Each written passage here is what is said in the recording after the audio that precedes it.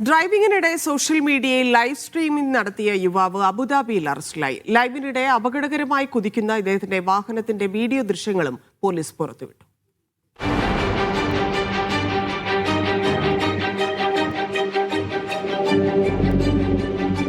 തന്റെ ഡ്രൈവിംഗ് മികവും റോഡിലെ കാഴ്ചകളുമെല്ലാം ലൈവായി പങ്കുവച്ചായിരുന്നു യുവാവിന്റെ ഡ്രൈവിംഗ്. റോഡിലെ നിയന്ത്രണ രേഖകൾ പലതും മറികടന്നായിരുന്നു ഈ സാഹസം.